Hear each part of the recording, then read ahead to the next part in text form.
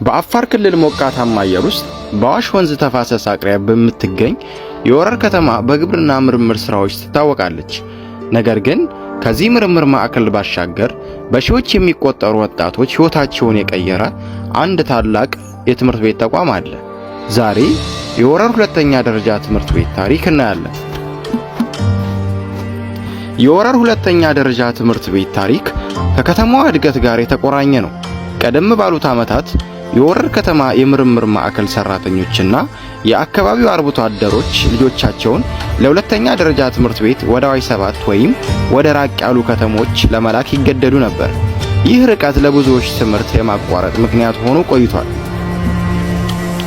ይህን የትምህርት ጥም ለመቁረጥ በክልሉ መንግስትና በማህበረሰቡ ጥረት ትምህርት ቤቱ መሰረት ተጣለ። ትምህርት ቤቱ መጀመሪያ አካባቢ በጥቂቱ ክፍሎች ስራውን ቢጀምርም ዛሬ ግን ከ9 እስከ 12 ክፍል ተማሪዎችን የሚቀበል የከተማዋ የእውቀት ማማ ሆኗል። በተለይም የወረር ግብርና ምርምር ማዕከል ለትምህርት ቤቱ መጠናከር ካደረገው ድጋፍ ጀርባ ትምህርት ቤቱ የምርምርና የሳይንስ ፍላጎት ያላቸው ተማሪዎች በማፍራት ረገድ የራሱ አሻራ አለው። የወረር ሙቀት ለትምህርት አይመችም። ነገር ግን ተማሪዎቹና መምህራን ይህን ተፈጥሯዊ ጫና ተቋቁመው ለውጤት ይተጋሉ።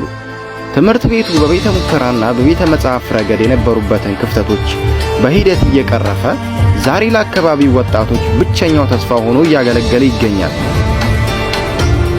ዛሬ የወረር ሁለተኛ ደረጃ ትምህርት ቤት ተማሪዎች በክልልና በሀገር አቀፍ ፈተናዎች የተሻለ ውጤት እያስመዘገቡ ነው። ትምህርት ቤቱ ከአካባቢው አልፎ ለሀገሩ የሚጠቅም ምሁራንን፣ ሳይንቲስቶችንና መሪዎችን ለማፍራት በትጋት ላይ ነው።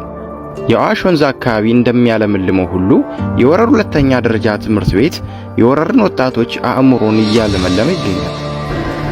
የዛሬው ዘገባችን ይሄን ይመስል ነበር። ስለ ከተማዋ ወይም ስለ ትምህርት ቤቱ የምታውቁት ተጨማሪ ታሪክ ካለ በኮሜንት አጋሩን። ሰላም ሁኑልኝ። ቻው።